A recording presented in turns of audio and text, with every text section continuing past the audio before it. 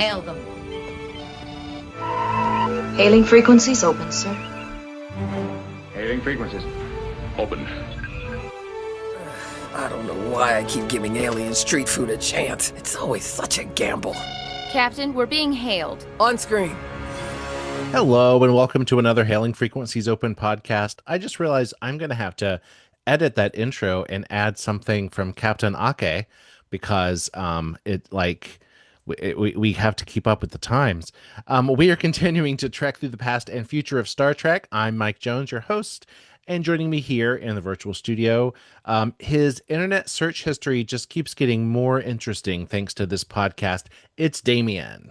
Oh my gosh, you're not joking because, I think that we all were trying to sort of educate ourselves on the topic today, which I'm used to kind of scamming time at work to do that. And I don't think this is the one Star Trek topic that we've covered that I don't think that I could do from work.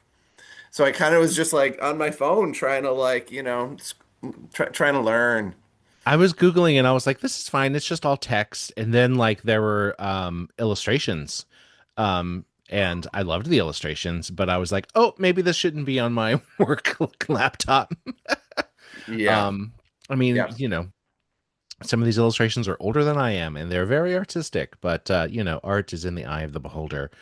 But I want to get right into it and introduce our special guest, Jackson Torii Bart, who is legally distinct from our past Drag King guest, Jackson Juniper. He's a professional dramaturg and amateur Trek/historian. He's presented panels on queerness and disability in Trek across many convention stages. Please welcome back to the pod, Jackson. Hello. So happy to be here. I've got my Spot with me. This is Trogdor. Hi, Spot Trogdor. I think we all I always love on a podcast when I talk about a pet that the listeners can't see, but she's an orange cat and she's so stupid. She is gorgeous. She's not interested at all. Listen, so I know that we are here to talk about very specific scholarly things, but you did mention Captain Ake, and have you were either of you at the premiere? No. Okay, so I was, so I can gab about it a little if you want. Oh, please. The New York premiere was very, very cute. It was, Celia was hosting the blue carpet with everyone in their beautiful outfits. I was seated in a row with a bunch of Paramount execs, and it took a lot of self-restraint to not just start yelling at them about my opinions about certain things. I did very politely say, hey, you should really think about getting Prodigy back. I really liked Prodigy. And then when Prodigy was mentioned in the episode that was screened, it got huge applause. And I just kind of looked over at him hello, are you hearing this? It was mentioned in such a loaded way, though, was it not? Yeah, it was because the doctor doesn't want to mentor anyone anymore. And why is that? Right. And there was a Bricktar or Brickar. Excuse me, who I originally thought that the lovely red lady on the bridge was supposed to be a live action version of a Brickar, and then we saw a full CGI one, and I was like, nope, I guess she's something else. Yeah. Excited, but it was very cute. The communications officer, or was it a communications officer with the sort of voice distortion and the... Yeah, the red skin, and I had assumed that she was a Brickar, but I was completely wrong. But it was really cute. Paul Giamatti was there, and Alex Kurtzman gave this wonderful speech about how he saw some interview where Paul Giamatti said, "Oh, my dream role would be a Klingon," and so they called his agent and got him. He got on a Zoom with them immediately, and then he was like, "Okay, so here's all of these different one episode cameo roles you could do," and he was like, "No, I looked at the script. I want to be the main antagonist who's in every episode," and they were like, "Really?" And he was like, "Yes, absolutely, thank you." I just thought was so precious. Yeah, he's like, I really want to do it. I don't want to just pop in. I want to do it. And I didn't realize because when I watched it at the premiere, it wasn't captioned, so it wasn't until I rewatched it now that he calls himself a Klingerite. Yes, I didn't meaning catch that I think either. he's specifically supposed to be a Klingon Tellarite. Yeah, Klingon Tellarite. Yeah. Well, and he very says, strong. never mess with a Klingerite. Yeah, well, and since I know you're going to ask, I haven't made a drag look of him yet, but it inevitably will happen. Oh my God, I can't wait. I am so ready. I'm so ready for it. It's really interesting, all these hybrids that they're giving us, because you're like are because 900 years in the future, right? They could be like we're getting a sense that I mean all of this is probably going to be explained by the time we drop this episode, so I'm going to sound like a fool. But that like we get a sense of Laura Thok, the Klingon Jem'Hadar Hmm. hybrid, that she has a Jem'Hadar father and a Klingon mother. But you're looking at some of these hybrid types and you're like, are some of these people from a race of hybrids? You know, like it doesn't necessarily Yeah. mean that they have like one like a parents from different species. It could be that these hybrids have evolved over centuries. So it's fascinating. Is there a Klingerite population somewhere? We don't know. Oh my Maybe. God. Klingons Interesting. seem to be getting busy with all kinds of species. The two we've mentioned are both half Klingon. Uh, Yeah. like that's fun. I mean, I guess if you want to introduce some aggressive tendencies into your characters, make them have Klingon. Like that'll be interesting. I love Yep. that the Hmm. one Klingon cadet is a medical student. Oh, my baby boy. I would protect him with my life. I'm Isn't obsessed he with so him sweet? already. I love that when they went through the like filter that gives them uniforms and hair, they took away none of his like Yes.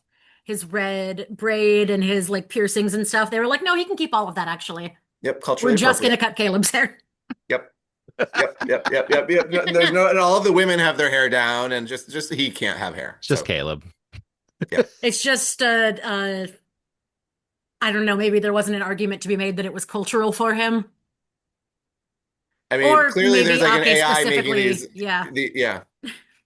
Ake could have been like, I actually want to program it so it fucks with him so he can learn some discipline.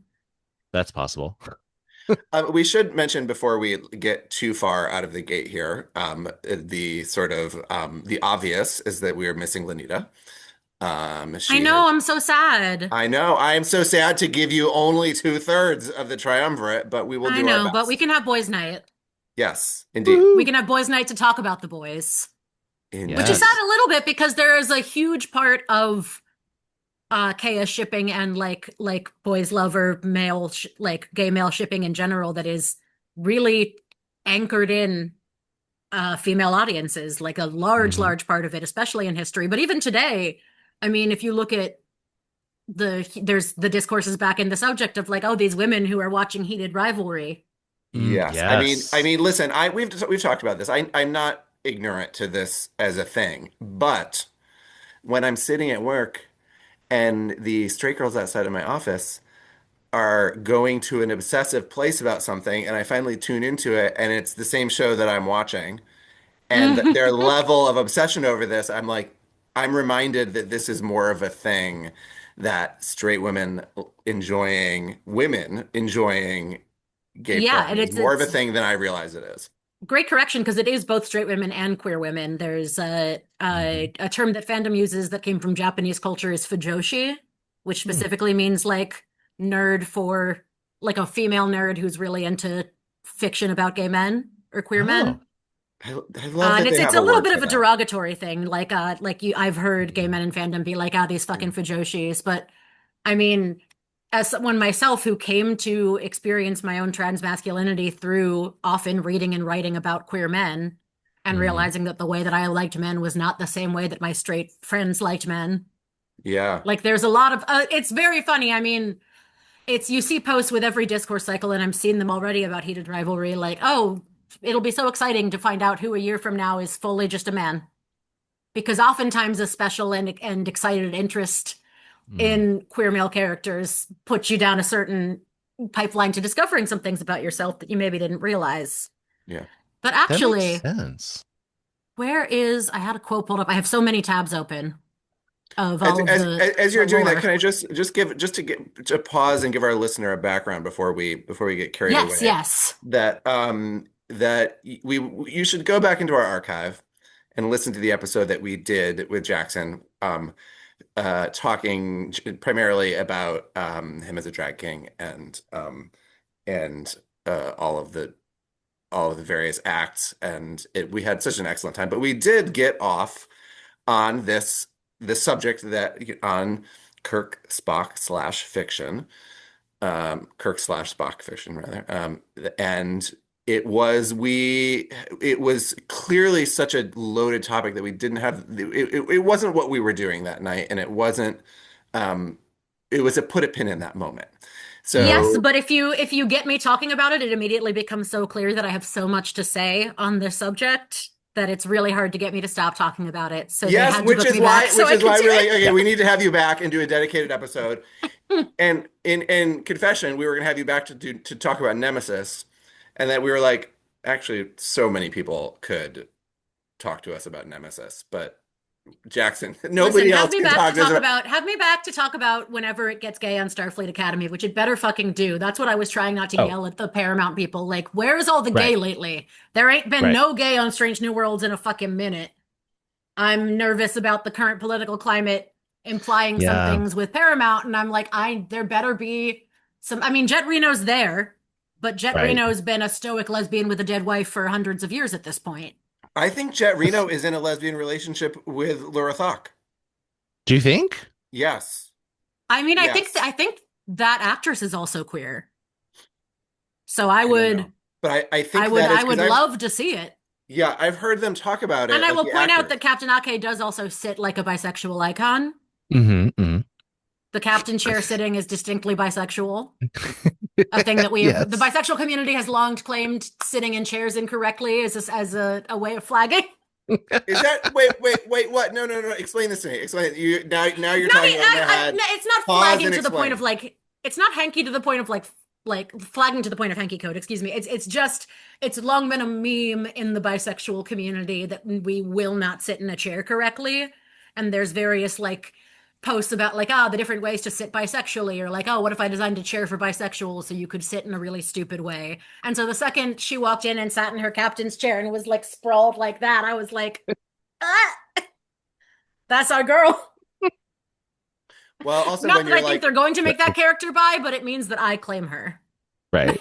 well, in over 400 years, chances are she's walked a wandering path at some point. So Right.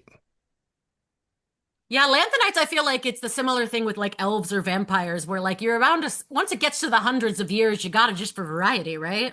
Right. yes. So in our own sort of, and also disclaimer here, Mike and I have done a little bit of research, but we have no expertise on this topic. That's why Jackson is here to talk to us.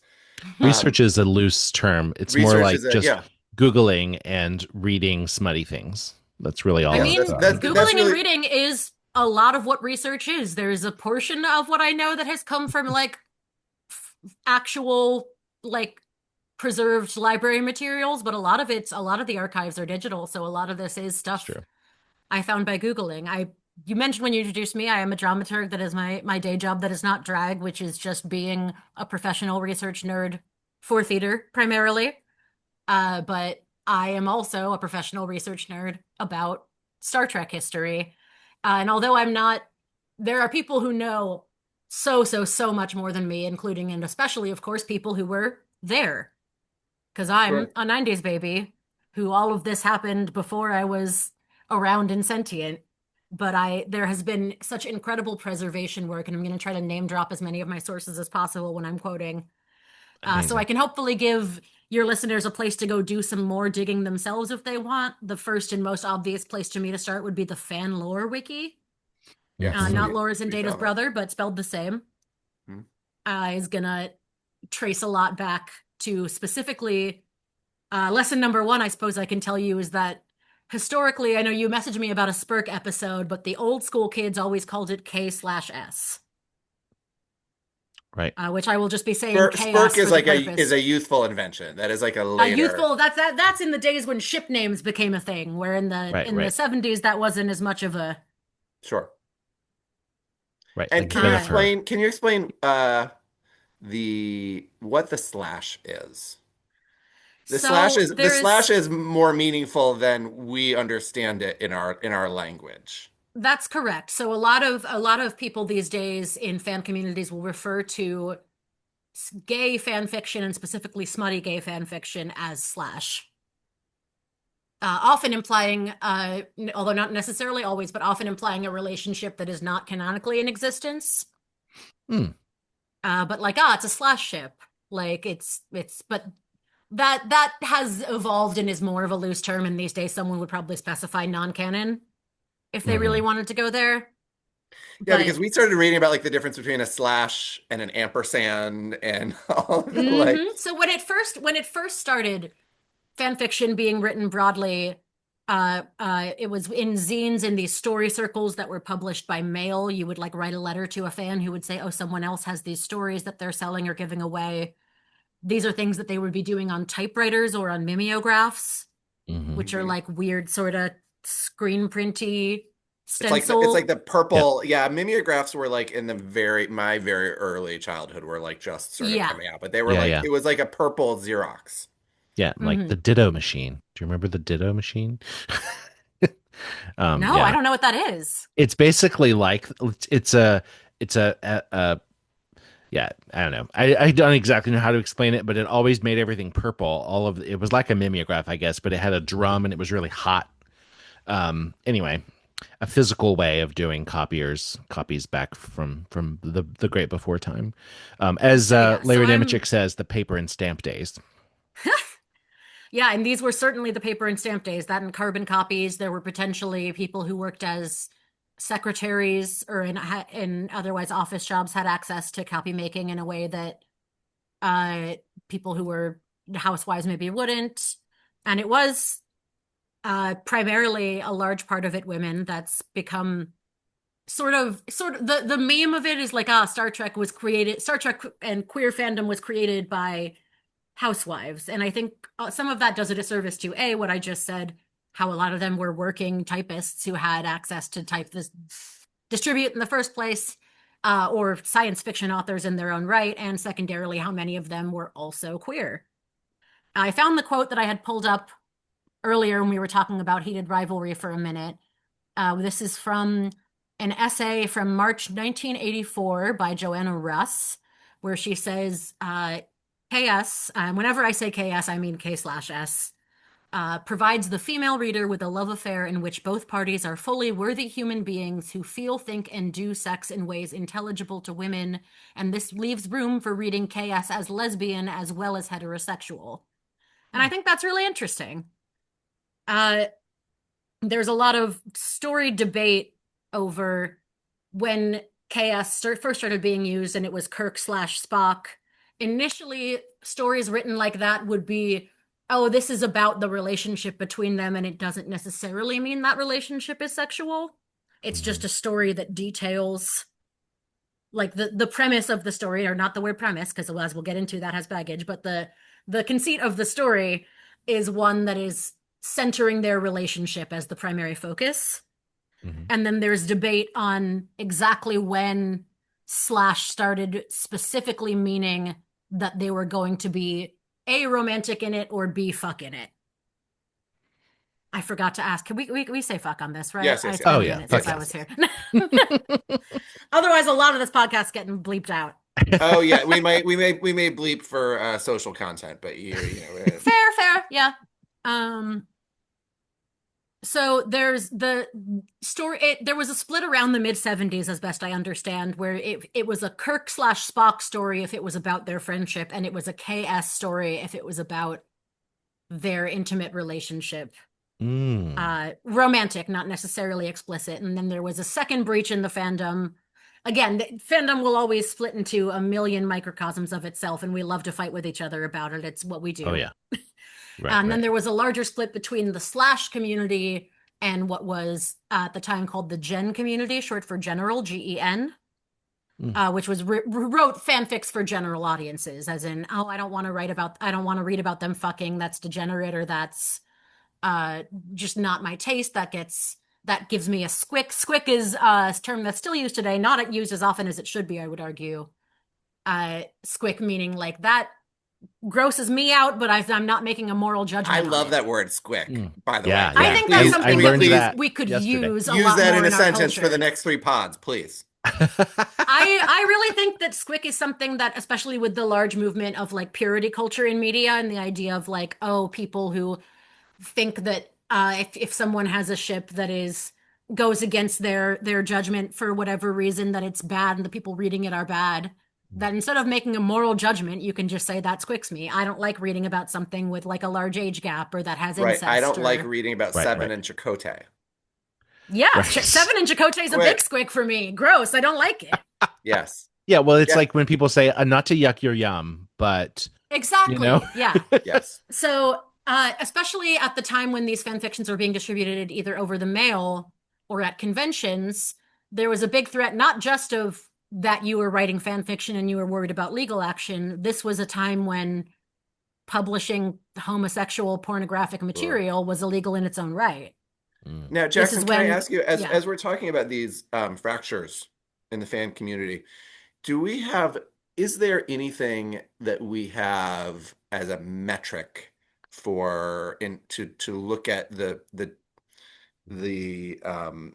sort of size dominance of these populations of the people of how much in terms of like influence and number of creations out there, like how dominant were these these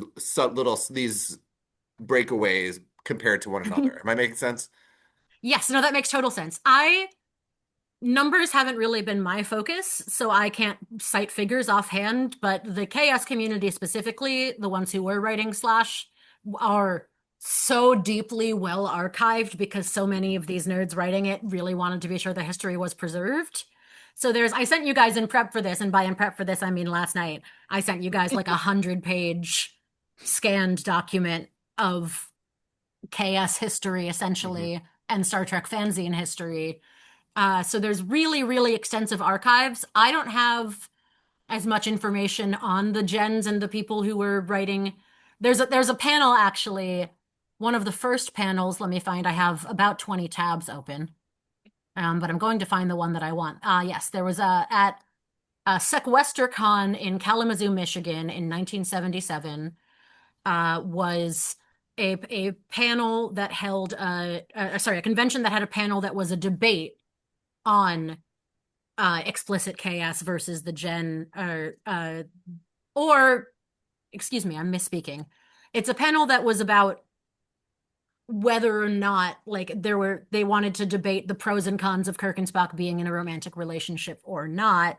There was only one person on that panel who was a con, and then they joked for a while about finding people from the audience to fill in cons because all the people who were really excited to talk about it were, of course, people who were enthusiastic. So no one showed up to that panel to yuck their yum, is what you're saying. Some people in the audience did. Okay. But Okay. even and it's a panel that was fully transcribed and is available in a zine that I'm going to find in case people are curious. While you're looking for that, let me ask a question. So, do you, in your research, did you find that slash fiction, whether it was called that or not, or fiction with, romantic or erotic content, was happening as soon as the gen stuff was, or did you know what I mean? Like, was there just a few years of zines publishing non-erotic stuff and then this other thing kind of bloomed out of that, or did they just start at the same time? I would say that erotic was not the first thing that was sent around. Because you generally Sure. want to test the waters with people. There could be an argument made that it was probably it could have been the first thing these people wrote. Okay, yeah. But as to how soon you decide to share that with others, I Right. think there's a bit of a drip feed where you write about their close friendship and then you write Yeah. about that relationship. One thing I wanted to bring up, and again, I'm searching for Amelia. I'm going to send you after this just a bibliography you can put in your podcast description. So if I don't credit Perfect. something here, I can be sure that it's linked to in your description. But the initial friendship and close relationship between Kirk and Spock was actually inspired specifically by Isaac Asimov. I don't know if I've Yes, I mentioned that read to you this. before. Yes. I read this earlier. Yeah. Now Yeah, this was, and it was that they were worried that they wanted the captain to be the center of the show, and right. that Spock popularity took off. And so they wanted Captain Kirk to be as central and as popular as Kirk. And so that was sort of, and it was his idea to build the show around their friendship. Am I getting this sort of right? Yes, the quote that I have from again on the Fanlore wiki here is the letter. Uh, Asimov suggested that the scripts and actors should show the two men becoming close friends, including incidents where they save each other's lives. So when viewers think of Spock, they would also think of Kirk, and they would think highly of him because Spock did. Uh, Shatner will come off ahead by showing he's fond of the teenage idol, meaning Spock, and Spock will do well by displaying great loyalty to his captain. In a way, it will give us one lead, which is the team. And this was, I believe, I'm not an expert on a lot of non-Star Trek media from the time, but a relationship being the center of a show and a friendship even is not usually a protagonist is a pretty strong center. And I think it was a unique choice to try to centralize that relationship. And it's, of course, the reason that so much fan content has been and still is written about them. I have friends, truly everyone in my life knows I don't shut up about this. So when someone in my life decides to watch the original series for the first time, I invariably, a couple episodes in, they get met with like, I thought you were exaggerating how gay this was. Like, I didn't think that it would be as intense as it was. And I think because to the point that it's been so watered down in terms of the current versions of them on Strange New Worlds or in the movies, the 2009 movies, I think because the culture was so aware of that shippers were going to be looking for it, they're almost afraid to do anything, whereas in the 60s they weren't thinking about it. Right. Like you wonder how much of what we perceive as that is just a certain obliviousness to, that there's this, that there were all of these straight men writing about friendship without really a broad enough sexual worldview to know how it might be perceived by people who were not them. Mm-hmm. Well, I think part of it is the original series. A lot of the people working on TOS were veterans and had been in the armed forces, where you can be very close to your, comrade in the foxhole kind of thing, and that doesn't always necessarily lead to a gay relationship, although sometimes it does. But I think they brought some of that in with them. Certainly one of the biggest arguments that you see against them as a romantic relationship or against other kinds of relationships like that in shows is people make arguments like, oh, well, isn't it important to just show what close male friendship can look like when they're not fucking? Sure. Yeah. And of course, that's the thing, but I think that's a thing that we see throughout so many close friendships across the Star Trek universe. And do I ship almost all of them? Yes, but that's who I am. And that's because I like to see myself represented. Gene Roddenberry in particular, I have a quote pulled up from him here from Star Trek Lives, where he says that on Kirk and Spock, I definitely designed it as a love relationship, and I hope that for men who have been afraid of such relationships, that they would encourage them to be able to feel love and affection, love, friendship, and deep respect. That I tried to draw a feeling of belief that very few of us are complete unto ourselves, where two halves make a whole. And that is, of course, you can make a strong argument that that is for just friendship, but it's also using pretty explicit language on love. And I think the fact that it can exist as both is one of the most beautiful things about it, because there's no one who can deny that they don't love each other at least as friends.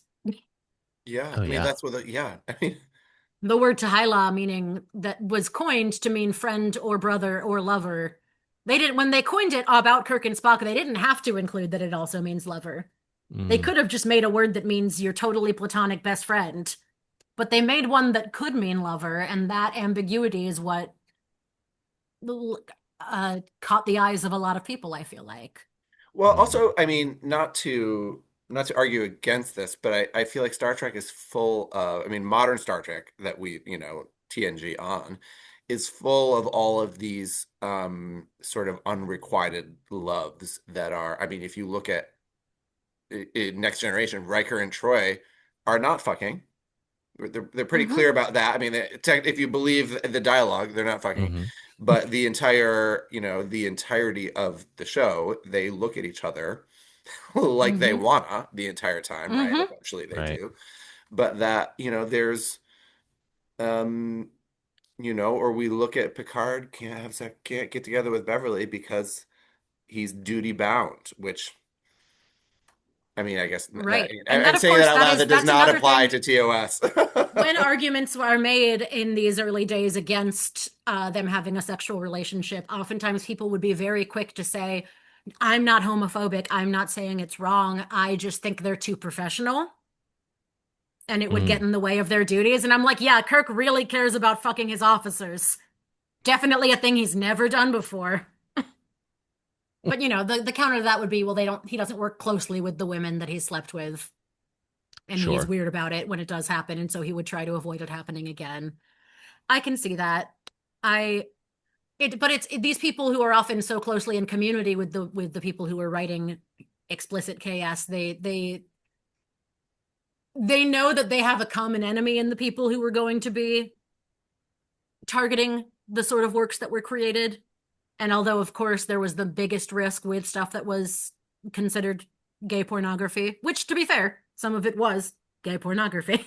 But it's at a time when, you know, homosexuality was still a mental illness in the DSM. Like, it was still, it was the 60s, 70s. Just distributing even straight porn was like only just starting to be okay as a thing that people could do. So if it was gay, God forbid. Fascinating. Oh my God. So you, in preparing for this, you guys went and found a fragment out of time. Is that right? That is the easiest thing to find. That is the first like still available to read published fic about them. There's stuff that's earlier. There's something called the Ring of Saturn, and there's something called Green Plague. A lot of the early stories of them getting together focus around Ponfar. Sure. And I think it's something that immediately became erotic to fans. The idea of, it's a trope that these days fan fiction would call fuck or die. The idea that, oh, well, you just have to, and they're under duress somehow. It's right, like oh, whatever boundaries exist of, oh, we're two officers together and we shouldn't, or what would happen if people found out. For the greater good, for you to survive, we simply have to. This is the and Kirk that allows you to get rid of right? The same kind of thing, yeah. Of like writing around, and it's something for the same reason that people have fantasies of a kinky nature, of a consensual and non-consent nature. The idea of, oh, any guilt that I experience related to the sex is removed from it because I just have to. And that's something that can be erotic for a lot of people. Yes. Oh God, this shit cuts deep. And I think there's a direct line to be traced from the concept of Ponfar to what nerds nowadays, and I think I explained this to you a little bit last time I was here, from what nowadays we call the Omegaverse. Which is explain the Omegaverse. Yeah. It is a fan universe that exists, can be placed into any canon, where essentially there's a sexually dominant group of humans called alphas and a sexually submissive group of humans called omegas. Generally, they can be of any sex, but oftentimes it's related to a lot of, like very debunked ideas of wolf packs, like the idea of, oh, well, the alpha is going to naturally command, the omegas are going to smell delicious to him, the omega like builds a nest and wants to be taken care of, the idea of the omegas go into heat, and the idea that they again need to have this filled, or they will be need filled. I mentioned that whole filled, but they need to have this dealt with, or they will suffer severe physical consequences, which I think is pretty clearly something that you can see descending over time from the idea of Ponfar. Absolutely. And, well, it's also, you can't be held responsible for your actions. Exactly. Yeah. And so it wasn't until almost every early chaos thing that I can find early was connected to Ponfar, and it wasn't until another one that I sent you a note about that,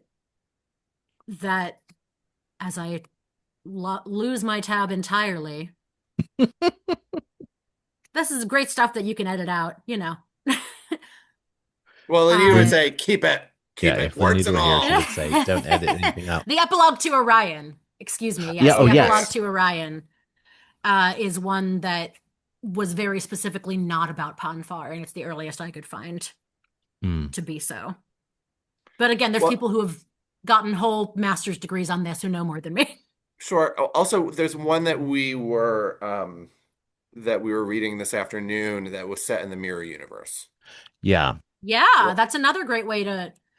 I mean, that's a thing that even in Lower Decks, the way that they eventually canonicized Garrick and Bashir being husbands was, oh, there are two mirror universe versions. Yes. Right. Right. Technically, the ones that you know are not together, but these ones are. Like that's a winky, and that's a thing that even on have I well, last time I was here, did I yell about rejoined at all? This is not Kirk Spock at all. This is Jadzia Dax. No, I don't think we No. covered that. We definitely we definitely got your feelings on a certain unnamed Enterprise episode that we won't go into, but that'll be its own thing. But no, rejoin, no. No, Yeah, please. so this is something that I talk about a lot in a panel that I give called the LGBTQ plus continuum. I last gave it at Mission Chicago. I'm trying really hard for them to book it at Star Trek Las Vegas. They haven't yet, but please God, please book me to do this panel. It's so important. But I talk about Rejoined a lot because Rejoined, as you'll remember on Deep Space Nine, is the one where Jadzia has her ex-wife, someone who was, I forget actually if she was the husband or if she was the wife, but a woman who they were married in a past I life. think that Jadzia was, correct me if I'm wrong, Jadzia was the husband because she was I think so, he yeah. was it was a man of that in that story was the Yeah, test so pilot who went off to fly the right and then didn't come back. yeah. And So a this thing was that I his think that, yeah, I wife. think an episode that does, all my words. I think a reason that that episode does things so successfully is because they knew it was going to be controversial, that they were going to feature a same-sex relationship and a same-sex kiss, and they wanted to both acknowledge and deal with that controversy while implying that in the current century it wouldn't be an issue. Right. And so they came up with this conceit that, oh, it's extremely taboo for you to Right. be with someone who your pastoral self was with. And that allowed them to have this thing where like, oh, it's a big deal.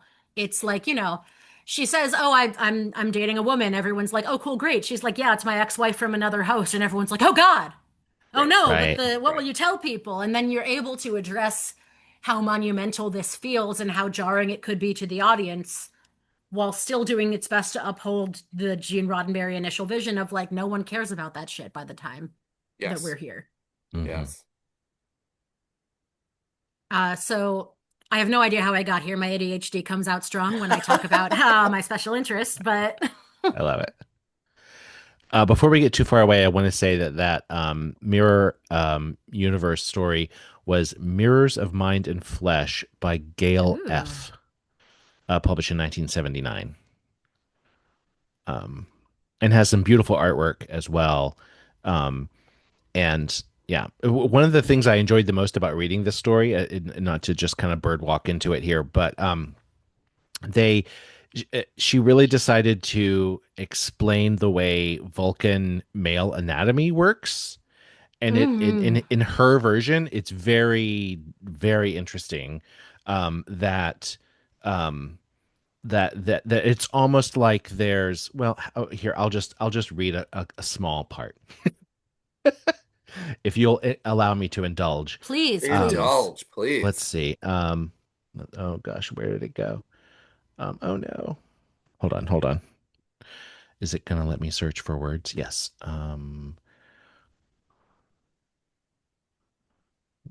Waistband. Waistband. Oh, Okay, I great. love that. That's your flag. Yeah, I just remember. Okay. Slowly, Kirk's hands slid down Spock's torso, down to the one remaining garment he wore, his fingers playing along the waistband, edging inside. Let's see what it looks like, Spock, Kirk said as he knelt, peeling the briefs over Spock's hips. He laughed softly as he surveyed the alien design, almost like a woman. Spock shivered as Kirk's fingers rubbed the soft, furred lips of the genital pouch centered high in the pubic mound. The lips were so swollen and sensitive now. Kirk's thumbs slid in along the moist inner surface of the labia, parted them open, revealing the rounded head of the cock, a glistening green jewel framed within. Oh my God, green cock. Let's go. Right? Wait. That's giving transmask. That's giving so much. Right? That's so fun. And the idea that there's all of this freedom to create whatever it is could be going on down there. Exactly. Like, why not? Like, why not? Yeah, to get creative with it. Yeah, I was just in that enamored with that description. So Vulcan Uh, penises have a labia. Or it could be, I mean, me being a trans guy, I immediately pictured the way that a lot of genitalia look of someone on T, where you have Yeah. a vulva and then what formerly was the clit becomes engorged and is many people will call their dick or their cock or whatever, however else. Yeah. That's sort of what I'm picturing immediately since it's large and prominent. Right. But it could also be like a full like intersex situation as well. It could be a lot of things. She goes on Uh, to explain that after it's fully engorged, it's kind of like it has multiple glands, like a head of a penis on top of a head on top of a head, so it's like shaped like, like a lot of toys are. Yeah, I was gonna say. oh, I was like, I fun! think I've Rich, seen rich this for for his sale online. pleasure. Right, ribbed for his pleasure, exactly. I love that. There's some That's so great funny. illustrations. I'll I link this remember one in listening to it was a physical vinyl that my friend Jesse Merlin pulled out. Shout out to my friend Jesse Merlin, who you should have come on the show sometime. He's just an old school trekker, great fucking guy. He played me a vinyl he had of some interview with Gene Roddenberry going into like explicit detail on how Spock was conceived.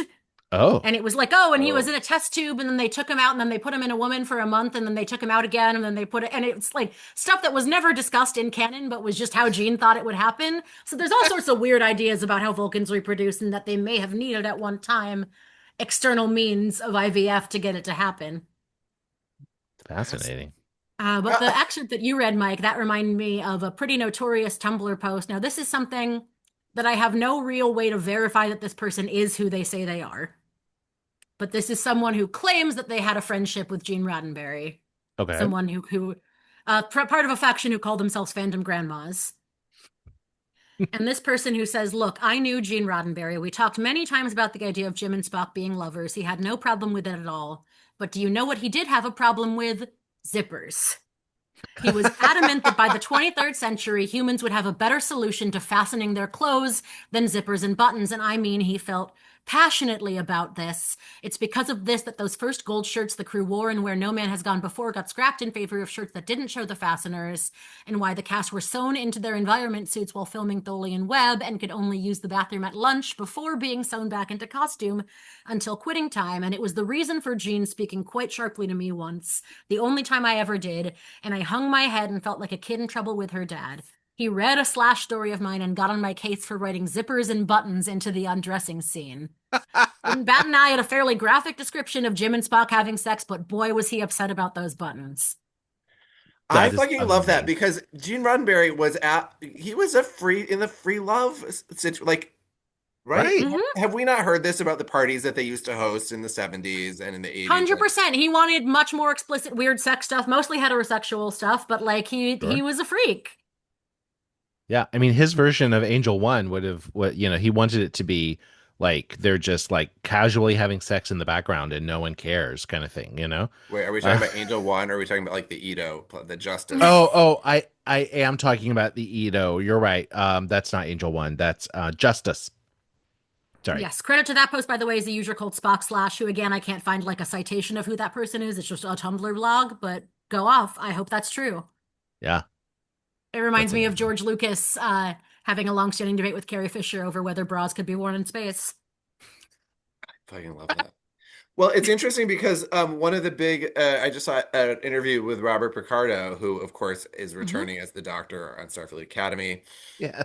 Listener, you already know so much more about this show than we do. And but he was saying one of the big changes is that he's like that anytime there was a zipper visible or any sort of like anything like that on Voyager, everything had to be hidden, and that it required a reshoot if you saw a zipper. And now it just is like, Jet Reno's got her like unzipped uniform, it's all totally I fine. mean, They just Caleb's playing with his zipper, and the doctor's like, "Stop!" Hmm? Like, zippers are back in a big way. Gene Roddenberry is rolling over in his grave. Zippers. Just for fun. Amazing. Yeah, there's so much. I'm pulling up my like 20,000 things that I want to talk about. Uh, again, please, God, your fans can literally just cold slide in my DMs and talk to me about KS. And We'll also throw a shout out to, I think, friend of the show, Audrey, who's come on before. Audrey is one of my long beloved, I think, OT3 shippers of Kirk, Spock, McCoy all as a unit. That's I always been a actually was large going to mention contingent as well. Audrey for that because my question, and I was like, Audrey's going to have an answer for this. Where's McCoy is the third leg of that tripod, right? And why Absolutely. does he get omitted from some of this? So much of this, I should say. It depends. I think most often Spock was at the time like the sex symbol of the series. Which is why Asimov was writing like, oh, we'll try to get if they love Spock, then show how much Spock loves Kirk, and then they'll like Kirk too, the way you want him to. But McCoy and Spock having that like tension, that bickering with each other, that secret love underneath it, but like they had to go get the other part of his Katra. They checked the one boyfriend, they had to go check the other boyfriend. I fully am on board with that being a trio as well. I mean, the bickering could definitely be masking all kinds of sexual tension. I mean, the only people I have in my life that I bicker with that way, I'm also fucking. So, well, that says something about you, Damien. Yes, so I do. But you do hear me bicker with Lenita on the pod, and yeah, no. So a lot of the splits in fandom that would continue to happen was eventually, 70s, 80s, we're heading into early days of the internet. And there was a big contingent of KS shippers who were like really married to the fact that this had been a print only distribution. Well, at the same time now there's live journals starting up, Usenets, Yahoo groups. It's spreading faster than ever before and reaching all these new people. But of course, you're always going to have people who are really valuable, who really value the way things existed previously. And of course, it is a credit to those print people, those who printed the zines and archived the zines. We have probably a lot more records of the print media than we do of the early like Usenet groups, because a lot of that stuff, those archives can be a lot harder to find.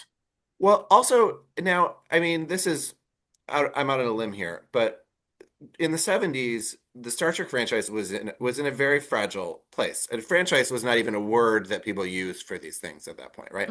It was a show that had been canceled. There was no sign that it would become what we now know it as, a franchise.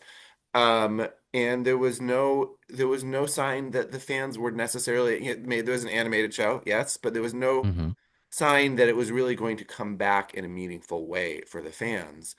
And so that all of these things that were happening to keep it alive culturally at the time, right? Syndicated reruns, the birth of convention culture, this kind of fan fiction and this sort of fervor, right? Like that there was that fan fiction was happening, but this sort of subset of it had a fervor to it that was an integral component to the cultural power of Star Trek that eventually right, led because into... these people, primarily women who were writing these fics, were told, oh, at the time Star Trek isn't real science fiction, that's soft science fiction for girls. You can't come to our science fiction writing conventions and write stuff about Star Trek. Okay, we'll make our own conventions where we can talk about our Star Trek fan fiction. And then it develops into, oh, well, like I talked about in the last episode, the idea of the premise being a code word for, hey, do you want some Kirk and Spock kissing and fucking? The way of, oh, I love Star Trek, I'm a big fan of the premise, being a way to flag that you're down to read that, because of course it was still a somewhat dangerous thing to distribute. And even on a lesser note, just like there were lots of fan cons where that was not welcome. Oh, of course, I'm sure. And I have a quote written down from someone here who was an early writer who was like, I'd love to meet Leonard Nimoy someday, and I don't want that to be in court. The idea of like, it was litigious. By the way, I mean, I don't think he even was necessarily. I think it's well, just he was always in a battle with Paramount over his likeness. Sure. True. He also unrelated entirely, but I'll drop the fact every time I get the chance. He really wanted to play the vampire Lestat, and it's a crime he didn't get to. Speaking of gay boys, he could have played. Goddamn. But yeah, like it was a thing that you had to keep kind of hush about because you were not necessarily respected for writing it. And it was also there was an idea of like, oh, well, that's sort of a private thing, that if we're writing about these characters having sex, maybe they would be uncomfortable with that in the early days of fan fiction and explicit fan fiction. Of course, these days there's an entire culture that can be discoursed to no end of people who write fan fiction about just straight real people. Right. Oh yeah. And that's a thing that I will say, I personally, squick, a word that we've learned. To me, Yeah. that feels kind of icky to me, but I also don't feel like I have enough authority to get on someone's page and be like, you can't write that because it makes me mad. Sure. Right. I think it's something that I don't personally really want to read a lot of, especially because I have friends who have some notoriety to the point that they've found it of themselves and felt weird about it. Sure. I think as long as you're, maybe doing it, like tagging it correctly, I think is the way to describe it, like making sure everyone knows what they're getting into. So it's not just falling in the laps of the people it's about. Do what you want. I personally am going to feel how I'm going to feel about it, but that's not a moral judgment. That's just me knowing something don't do it for me. Right. Now, Well, in the, not to completely change the subject, but I feel like that's a slippery slope into the grok controversy we're having now, where there's these AIs where you can say, draw me a naked picture of X celebrity, and it just does it, and it's photorealistic. You know what I mean? Yeah. So that's like a violation. I hate that. That does make me feel real bad, but I also hate most AI generated art in general. Sure. Principle. But I think if a huge part of that, especially, like there could be an argument like, oh, if someone wants to draw Kirk fully nude, they're not dropping it in Bill Shatner's inbox. Right. Sure. Like the grok thing is so public and for them to see because it is a thing that is so focused on humiliating that person. Yeah. Is it also immoral to make porn of someone and not tell them? I mean, there's an argument to be made there. It was fucking creepy when Barclay had all the holodecks of the women on the Enterprise. Yeah. I didn't like it. I try to take the stance that there is no unethical art that you've created, that if you've written or drawn something with your own hands, that I try to err on the side of it may gross me out, but you haven't committed a moral sin. Sure. But there's certainly things that I'm like, but that doesn't mean that I want to be your best friend. To what extent? But I try as hard as possible to err against the side of that because it can be so. There's such a culture and discourse these days of the idea that, again, this moral purity of if you ship something, you're wrong to do so. If you ship people who are like, oh, Kirk is Spock's boss, and therefore it's unethical of a power dynamic, and you're a bad person for reading it. When power dynamics are some of the most easily eroticized things because there is such a power narrative to sex. Yeah, right. Always. To what extent are these stories driving the sci-fi forward, if that makes sense? Are most of them entirely centered around the sex and the relationship, or are they telling valid Star Trek stories? I mean, valid is not the right word, but I mean, I think valid is for sure there. Another tab I have saved, I'm always going to have a tab saved for you guys. This is just a fact about me. Even to the point of some of the novels. There's a pretty infamous novel called Killing Time. Have you read anything about Killing Time? I don't think so. Killing Time was an official Star Trek novel that got retrieved from the market and republished because it was a little bit too homoerotic on the KS side of things. Oh. And so there's two versions. You can find the first printing version of it that is, and it's, as I've read it, it's been years since I've read it, but it's a fine novel. I wouldn't say it's high peak Star Trek. I would answer your question by saying yes, there's like smutty romance works that do tell incredible peak Star Trek stories. This isn't necessarily an example of that. It's just an example of what was at one point an official Star Trek story. That is, there are two published versions of it, and it's like, why do you care? Kirk asked at last, meeting the Vulcan's eyes, and Spock felt himself weaken under the human scrutiny. He glanced away from the intense hazel globes. Hazel globes always a big thing for KS. The many ways to describe eye color, 1,000 times. That's if I'm gonna be a curmudgeon about one thing about New Kirk, I'm grumpy that they didn't just give him hazel contacts. Because the hazel globes, man, it's been a thing. As a hazel eye haver myself, I love to see it. But oh, it's the Vulcan shivered, glancing forlornly across the room to the discarded shirt. Yet he knew that no amount of clothing could cover his psychic nakedness.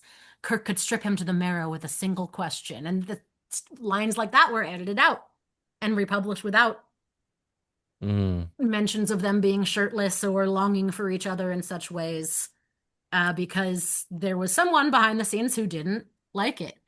Right. You mentioned Rejoin. This was 85, by the way, 1985. You mentioned Rejoin in Deep Space Nine, and that is an excellent example of a same-sex love story, sex story that shows that it is not taboo. That the same-sex yes, they're engaged in a taboo romance, but it is not the same-sex aspect of it that is taboo.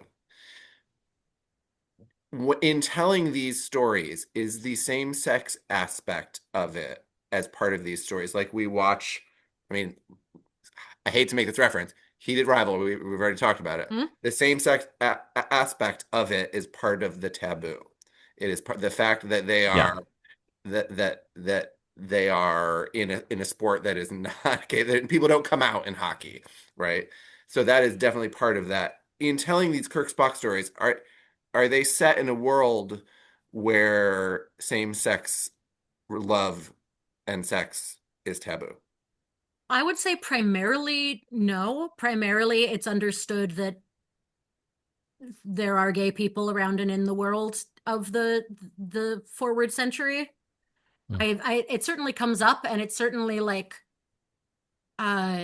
there's the taboo of the fact that it's a human and a Vulcan, the taboo of the fact that it's the commanding officer and the first officer, the taboo of Kirk being so. If they're writing a universe with a gay Kirk and not a bi Kirk, the idea that Kirk's notorious escapades with women are covering something that he feels like he has to hide for some reason. Yeah. There's certainly stories that can go into it in that way, but I would say primarily they're not focused on the fact that it can't be that no people within Starfleet or within large not serving in Starfleet.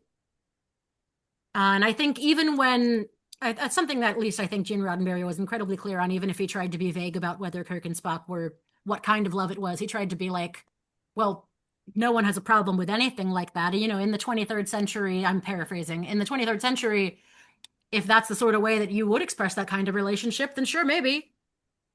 Like he tried to express things along the lines of keeping things vague and open.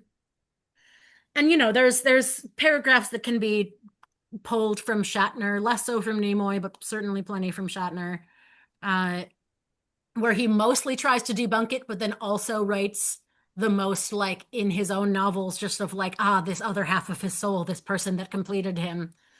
One of my favorite old posts on that is like, Shatner, if you would want to say that Kirk is not bi so bad, then why did you look at Leonard Nimoy like that? Why'd you do it? Like you're the one who gave him that look, buddy. It's all you. Right. It's your hazel globes that. Yep.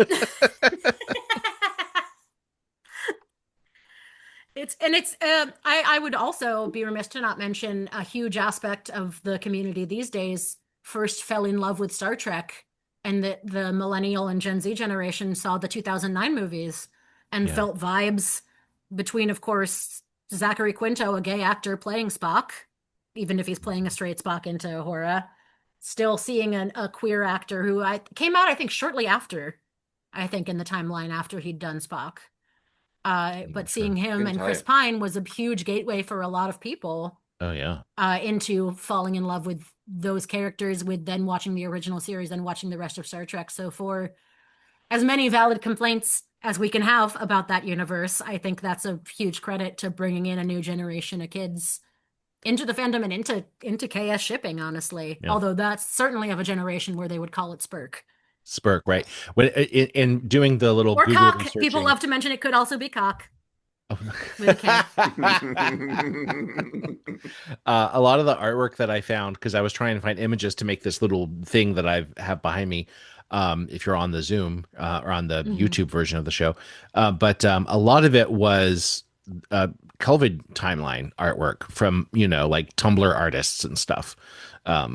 So yeah, there's definitely a part of the fan community who loves the Zachary Quinto Chris Pine shipping. Mm-hmm. There's also some aspect and of the OT3 as well. I think that's how Audrey got into her love of McCoy as well. Yes. And a great McCoy indeed it was. While people have maybe switched over, we've clipped into the Zoom version so people can look. Can I show you guys one of my favorite pieces of Kirk and Spock media that is not explicit in the slightest? It's just stupid. Yes, please. Of course. Let me share my screen with you, or I'm requesting to share my screen. Mm-hmm. And you have to promise not to tab shame me for how many tabs I have open. Oh wait, if I start this, it says it'll stop your computer sound share. Will that mess? Oh, that's things up? fine. Don't worry, that's fine.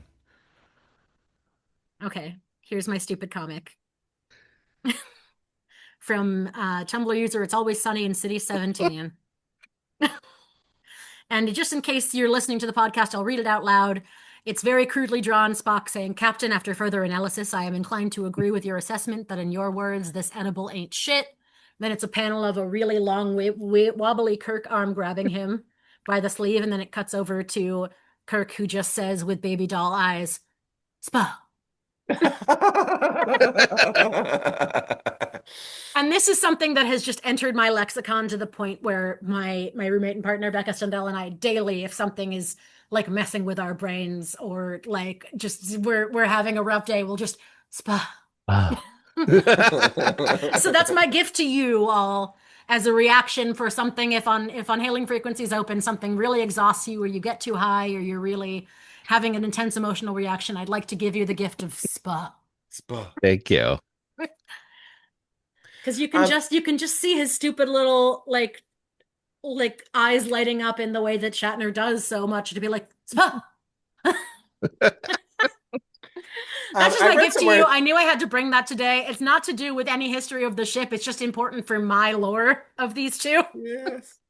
Great. I read somewhere that part of the sort of hypothesis about these like chaos writers, that is that they are, and who knows how true this can be, but that they're writers who came at it not from a science fiction background, but from a romance background.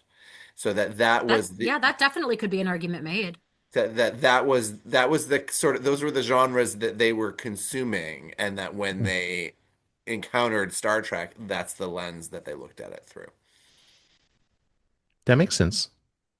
Yeah, I think that absolutely is a thing that could exist. I think in doing so, these people very much became genuine science fiction fans if they weren't already. I think it started a lot of love for a lot of the genre as a whole. And like I said before, I think there's many examples of these where there's really interesting and unique world building that's done I think it was probably because people were yelling about Ponfar so much in fic that an editor at one point had to specify they don't just fuck every 7 years. They just need to real bad every 7 years. There was someone who created a fan universe, had a universal canon where like, oh, Ponfar really fucks with Starfleet, huh? Maybe all Vulcans have to serve as married couples on starships in the future. Or maybe there was someone... also, that's not assuming that all Vulcans are on the same 7-year cycle. Right, yeah. It's like not all of them. It's like not every like human female gets her period at the same day of the month. Everyone's true, yeah. But also they just like it's very funny that they had to clarify like it's not that they only fuck every 7 years. It's that every 7 years it gets real bad. And they gotta. There was another, I think that same quote that I'm pulling from where someone said a universe where Kirk explained it away without outing Spock as saying, oh, well, it's very oftentimes painful for someone of a telepathic species to spend time so long around without another telepath. So we have to go find him another Vulcan. So that's a way to sort of save the the dignity, because as we all know, Spock was very embarrassed. Right. There's the quote, I use it in a drag act, so it's committed to my memory of, well, it concerns biology. Biology. Well, yes, Vulcan biology. And Kirk responds, do you mean the biology of Vulcans? Do you mean reproduction? It's just so drawn out. Oh my gosh. In the course of my talk, I'm Spock sitting there making a face like fucking obviously. Like, right. It's Ponfar is inextricably linked from it, but it led to some really interesting world building and discussion around what, like, that creates interesting universes that could exist just as much for straight Vulcans. There's also like, I remember on Voyager when B'Elanna goes into Ponfar, takes like B'Elanna like catches the Ponfar of that Vulcan Right. officer. Oh, yes. Something commonly ficked about by my internet friend Takei the Volk artist. Have you guys had Takei on yet? No. Do you guys know Takei? No. Takei is probably the most literate, knowledgeable speaker of Vulcan that exists presently. Oh. She's the one everyone goes to if you want a Vulcan tattoo. Oh. She's very online. You should. I will send an introductory message if you want her on the pod. She's fucking incredible. We need to meet this person. Yes. Yeah. She made a friend of mine. She also makes incredible art. That she's made a whole Vulcan tarot deck. Cool. She'll do commissions. She'll write phrases in Vulcan for you. I commissioned her to write Ad Astra per Aspera. Nice. She makes makes Mike incredible Kirk up Vulcan with the tarot deck. Yeah, she makes incredible like pronoun like Vulcan pronoun pins and Vulcan pride pins for, like, she coined a word for gay that's like people of, or like I think gay is like same lover or men lover, and then queer was like people of the rainbow or something like that. Oh. I'm butchering it. She'll talk about it better, but she made my friend a robe that says "Logic in the streets, Ponfar in the sheets" in Vulcan. Yeah. She's just fucking great. Get to Kay on this podcast. I've thought about a Vulcan tattoo. It's so beautiful. Be sure you talk to her if you get them, because there's one commonly going around phrase idic tattoo that is not idic that a lot of people have. That's like, it's not plo make soup, but it's something stupid. I kind of want one that just says plo make soup, honestly, because that'd be really funny. So did the internet age sort of, we leave the paper and stamp era and enter the era of the internet superhighway, with the bulletin boards and all that. I would say KS was going in print a lot longer than other things. Like, while it was blossoming on the internet, there were still print zines being distributed probably a lot longer than other fandoms, because people valued so much of its history being there. That makes sense. That's what I was going to ask. Like, did it just like switch over? But no, it sounds like it continued then. Yeah, so I'm looking right now. Net.StarTrek was an early news group, and then alt.tv.StarTrekTOS is where there started to be a debate between the KSers and the Gen fans. And then 96 is the first attributed KS story on the internet, called Turning Point. And then there, in the 90s, there became like long flame wars, memes, mailing lists, news groups, live journals. Oh, live journal. Oh boy, yeah.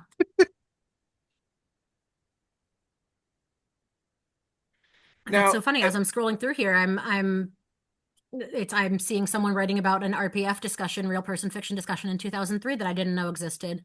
But there's a discussion of people like, oh, I'm writing, like someone's writing like a Shatner and Nimoy fic.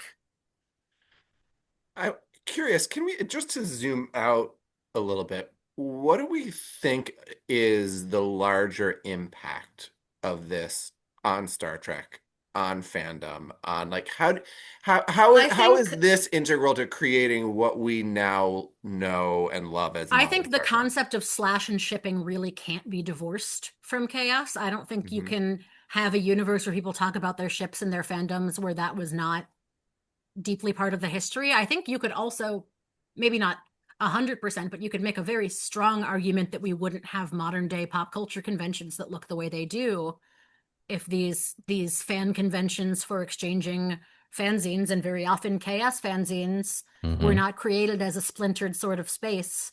The idea that you could have the panels discussing these things, a place for people to dress up and all meet together. Star Trek conventions were some of the earliest examples of that. Right. Things like New York Comic Con, things like fan wikis being maintained these days, the fandom culture, like the idea of stands, which of course originally came from an Eminem song, but like the idea of obsessive fandom, the idea of having an account that you run to talk about your fandom. I think it's really hard to tell a story where that culture exists that doesn't at some point draw from Star Trek first existing. And is it fair to say that it has created fandom as a interactive community? It is a thing that you connect over. It is not a thing something that you share with people, a thing that privately. You find aspects of your identity in, that you seek out representation in. And I also, in saying all this, don't want to erase, I don't want to ever imply that Chaos was the first queer ship to ever be shipped. Certainly there were people who were writing stories about Sherlock Holmes and Watson doing each other. Oh, sure. Like all of this existed. Chaos was just the first that started a fan exchange program to the extent that we saw, and that archived it so well, where it was that there were these meetups, there were these publications, there were these debates that were held. There were it created. So I think you're exactly right, Damien, that it created an interactive culture in a way that previously writing your ship about Sherlock Holmes or any other thing was just a thing you had to yourself, or maybe one or two of your friends in person. But the exchange across so many different people, because of course Star Trek was already such a labor of love and fandom letter writing from the beginning, with people like John and B.O. Trimble. Her name is spelled B-J-O. B-Jo. That's how you say it. I'm a dirty literary nerd who's never heard her name spoken out loud. I've just read about her for so long, and I think she is still accepting cards. I know at least over the holidays she loves to get Christmas cards and stuff like that. So one of her children was posting that her address to do that. Oh, that's really great. I will find that link and see if she's still accepting mail out of the holidays, because I'd love to write her again. Yeah. Well, and she's the first Bajoran. Yes, exactly. That's why Bijo. That makes much more sense. Yeah, they were named after her. That's amazing. For your fans who don't know, John and Bijo Trimble were a married couple who were very, very prominent in the letter writing campaign to get Star Trek picked up for another season. Yes. Right. Yeah, And then also she wrote super prominent, Lucille Ball. Right. Yeah. Which I thought was a cute nod when they did the holodeck episode in Strange New Worlds that was a TOS love letter. I thought it was cute that they had number one playing like a Lucille Ball-esque figure. Oh, yeah. Right. Yeah.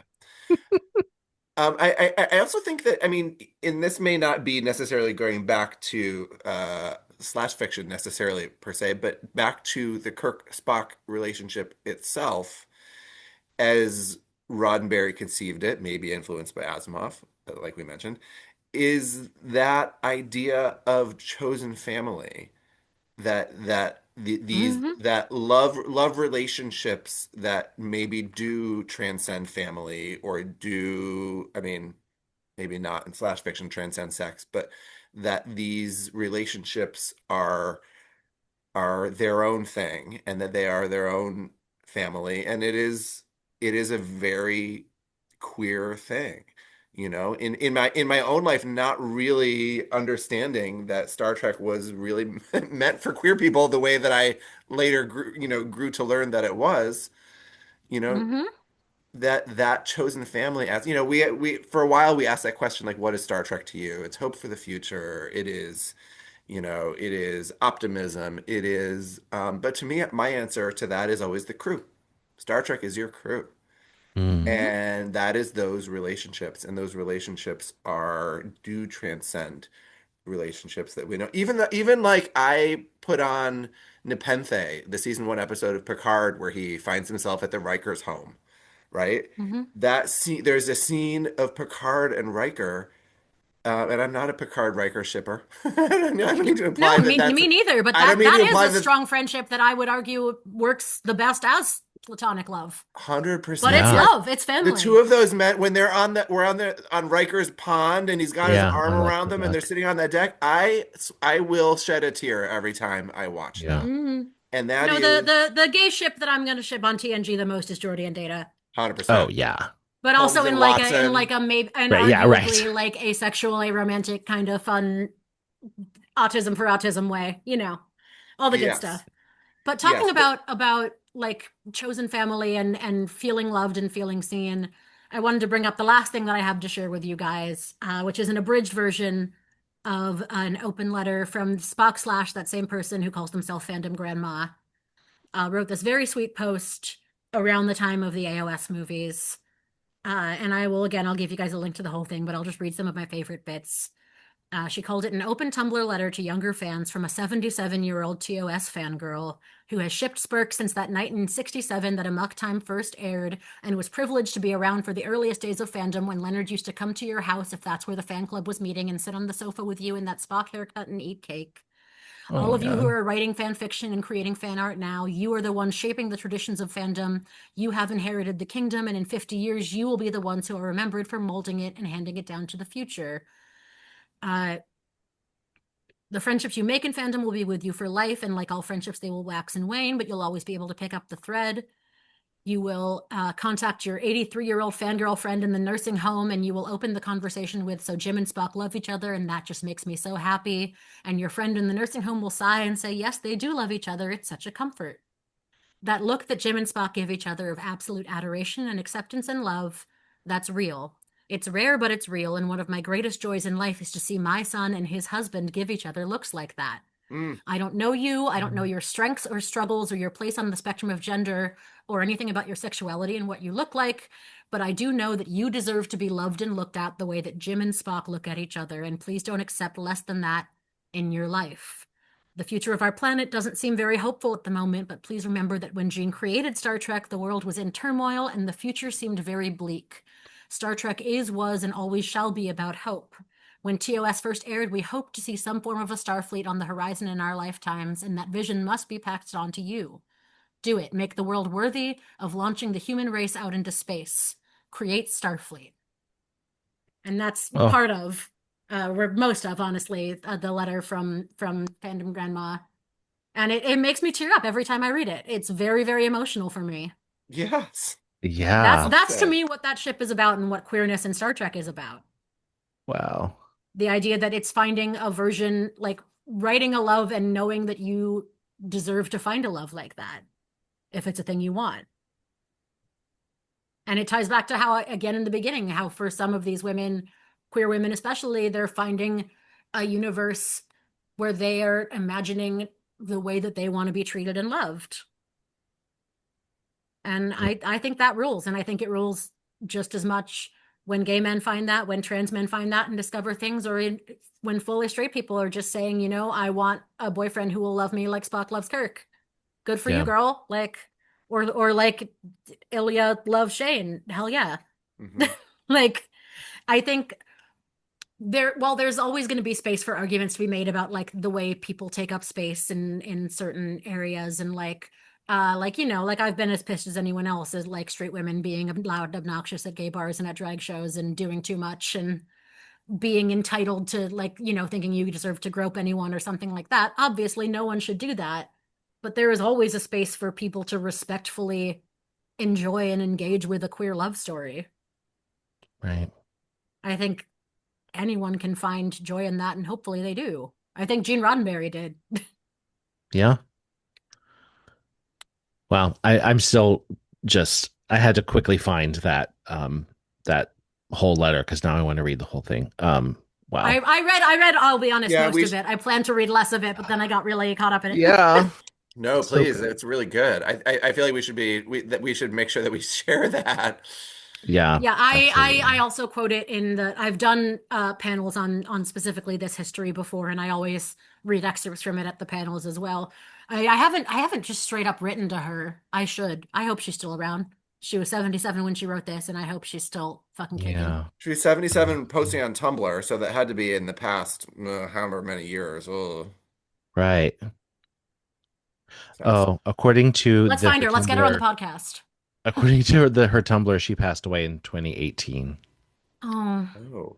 may her Yeah, memory be a blessing. She lit up absolutely. a lot of stuff for a lot of Yeah. people on that. And I Yeah. recommend digging through her blog. She was that same person writing about zippers too. Like she's so silly. Oh, Mm. fascinating. Well, this has been Yeah. a lovely evening. Just a Um, history of queer legacy and fan legacy over the many years. I think as Star Trek fans, we wear a lot on our shoulders of previous generations. And I think it's nice to look back and see that love. Well, it has been said, it has been said on this podcast that all people who truly love Star Trek are queer in some way. Mm. And I think that that is, um, especially as we continue, as all of us continue to learn the sort of different varieties of queer people out there and the infinite diversity within our own community. I think that we can see aspects of that in all kinds of Trekkies. And Absolutely. And we want to see part of ourselves reflected in the art that we consume. And I think that part of the joy of people creating their own stories and their own art, fan stories, is you're taking onus of the story yourself. You know what I mean? Like you wanted to see yourself represented, and then you find this, artwork or these stories where you are represented. I mean, I don't know. I don't know. I'm gushing over here. I just love. also, I wish that some of this information are things that I could send back in time to my teenage self, to my Mm, teenage Mhm. Trekkie self that did not understand all of these queer Yeah. aspects of Star Trek and who I'm lucky did yeah. that I not. was able to find that as a teenage Trekkie, that it was already the seeds had been planted for me by the time I got there. Well, and my sexual identity and my Trekkieism had a significant firewall between them. So Mm. there's times when I look back on my childhood consumption of Next Generation to be like, what if I let myself have a crush on Riker?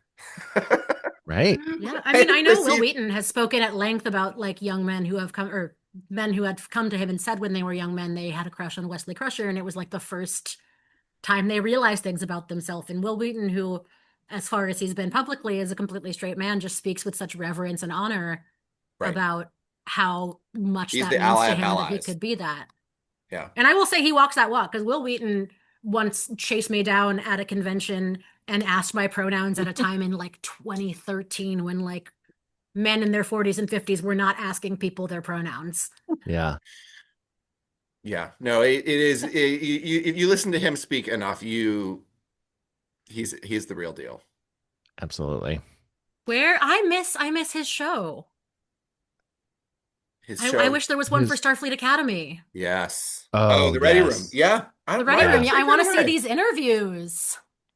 Yeah. I don't know why they This stopped cast is doing so that. cool. God, I do yourself a favor, look up the outfits the cast wore to the premiere, Oh, especially Oh the actress yes. who plays Sam, because she's yes. unrecognizable. She's in like so much incredible badass like gold and silver jewelry all over, like looks she looks so fucking cool. I mean, And I then saw her we see do her an in interview with like a full-on like painted white stripe down her nose, yeah, you she know? has such cool old fashioned. And then when Wow. she's Yeah. Sam, she's just a tiny little hologram queen. And I love her so much. God, talk about autistic characters. For reference, if I haven't blatantly said it, I'm Oh also yeah. autistic, so that's why I yell a lot about autism in Star Trek, and I'm also disabled physically, so I yell about a lot of these things in Star Trek because, as we've said, fandom can be oftentimes about finding yourself Right. and the way that you're represented in community. And I'm sure that now I've taken you well over your limit of how long I'm supposed to be talking.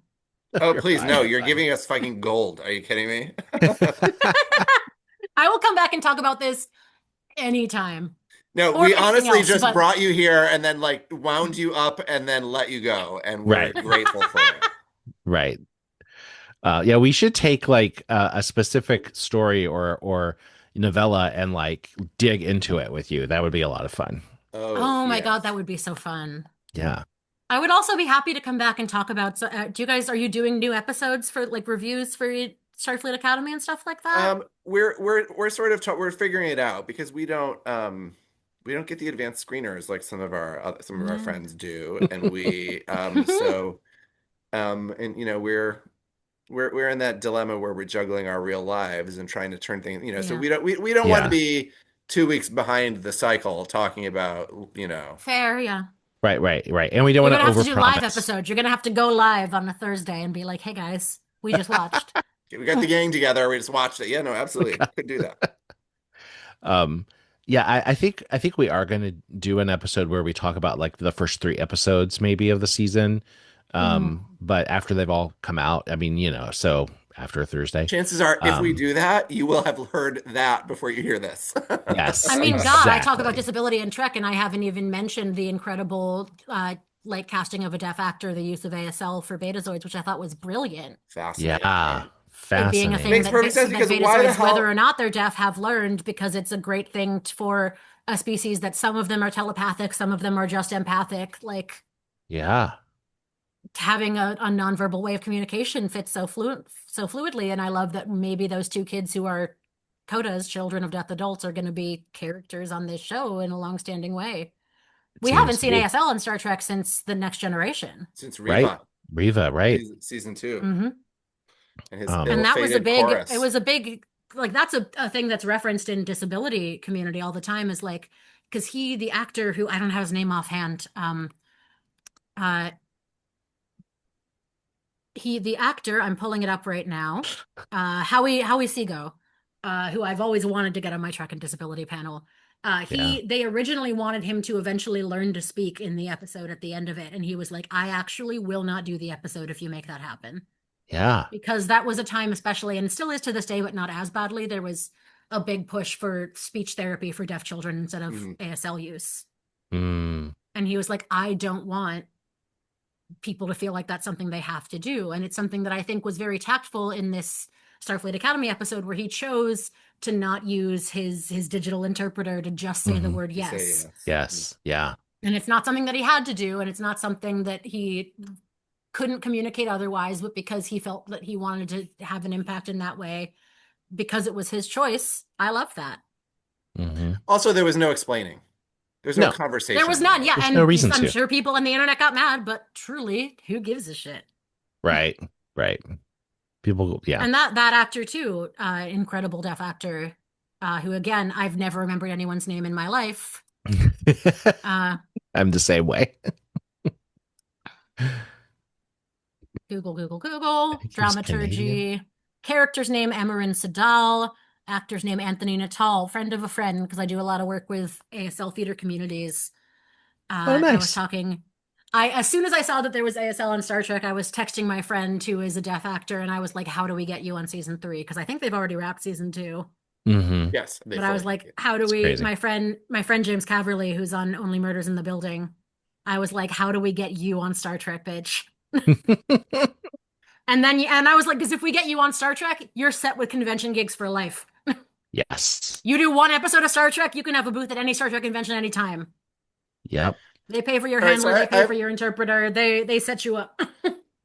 I have a question for you, for for listener. So if they've been with us through this whole conversation and they want to go read a chaos story, do you have a favorite? Mm. Do you have one that you recommend? Is there a starter place? Like where, apart from like clicking the links that we're going to try and provide for all of this, Yeah, I where mean, I would say just what's go. your advice to someone who wants to explore this?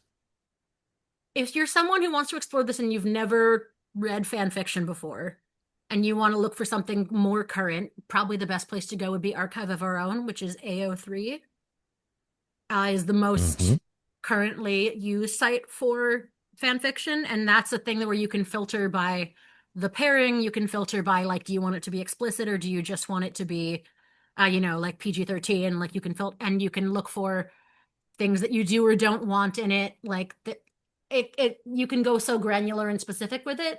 But if you want to go look in the past, I would say going to the Fanlore Wiki, a place that will be linking heavily in the bibliography that I send you guys tomorrow. Mhm. There's a lot of real great historical stuff. There's essays, because this is such a community of nerds that people, even even as it was being written, there were people working to chronicle and analyze how it was being written. So there's there was an essay series called Sexuality in KS Fiction that was just like, let's talk about historically how anal sex has happened. Let's talk about historically people who write one of them with a vulva. Let's talk about historically who tops and who doesn't. There's some people who have made arguments that that KS inherently means that Kirk tops because he's listed first in the slash, but that's not the premise of a lot of fics that I've read. Yeah, I would never have assumed that. I don't know that that's the universal thing by far, but I know there's some people who make a case that the first person in the slash is the one who is topping or is dominant, which of course being dominant and being the physical top aren't necessarily the same thing. Mm-hmm. See, I'm just coming at it from my own gay porn sensibility, which just imagines who has a juicier booty. But that depends because do you want to watch? Because and we were talking about heated rivalry. The top's got the juicier booty in that one. Which, listen, I mean, if we're getting into that, and that's because we're watching, point, and therefore we get to see the top's butt more. Right, but yet we're following this like textbook, like roles pre-dictated. I am this, you are that, non-versatile gay relationship, which in my mind just can only be flipped.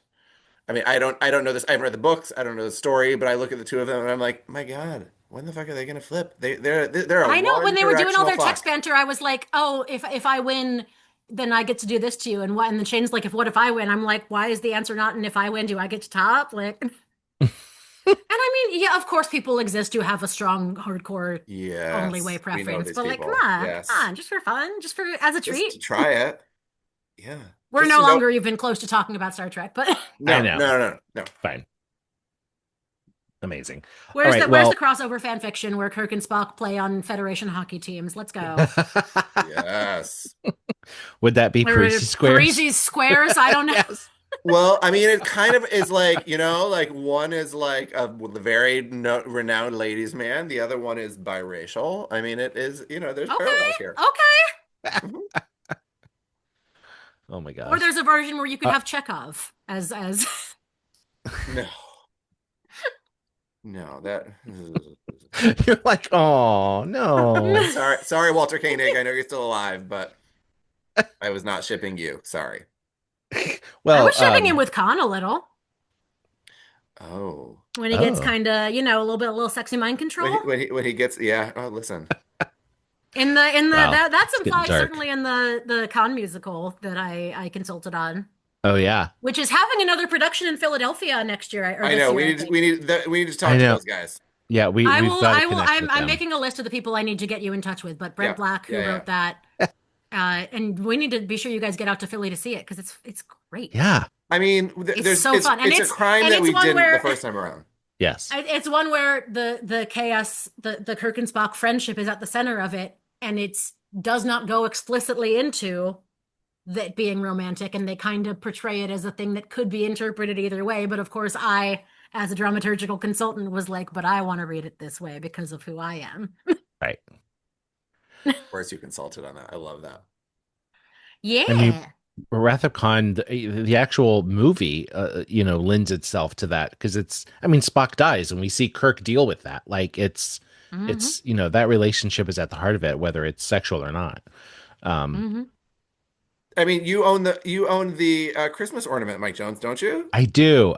Yes. Oh. Nothing says Christmas like, Spock dying and then being resurrected for our sins. With an ornament of two Jewish men. Right. Doing a symbol that came initially from a gesture that Coens make. Yeah. Right. The shin. Yeah. Yep. Okay, well, we have taken so much of your time. Me qualifying all my identities that make it okay for me to say the things that I say. Here's my list. You're like, it's okay because I love it. Oh my gosh.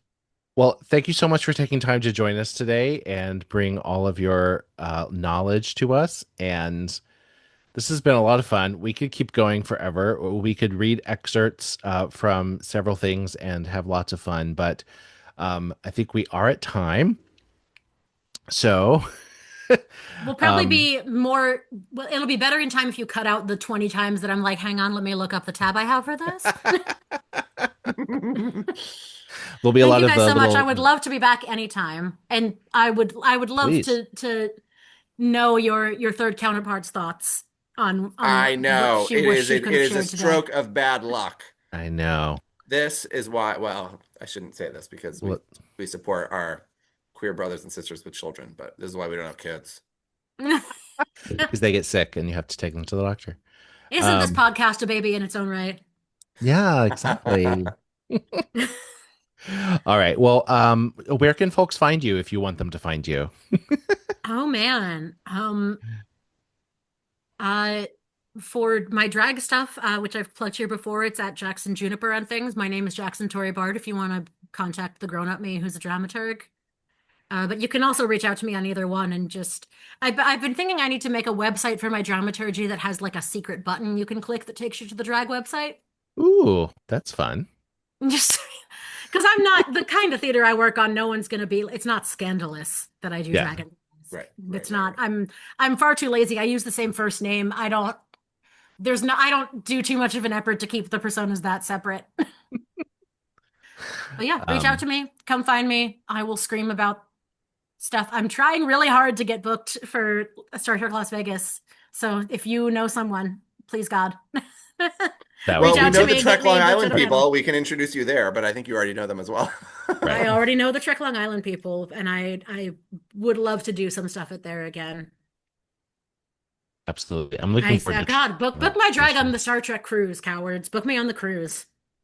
Let me just walk around dressed as Tom Paris and just confront the Voyager cast. Be like, what's up? I'm a lizard. Let's do this. Yes. All right. Thank you so much. And Damien, thank you for being my wonderful co-host. My internet connection is unstable, so I'm going to wrap it up. If you've enjoyed this episode, please give us a review, yada, yada. You can find us at Hailing Freak Open on all the socials. Thank you to our supporters over on Coffee. And with that, I will say Hailing Frequencies closed. No goodbyes. Just good memories. Hailing Frequencies closed, sir.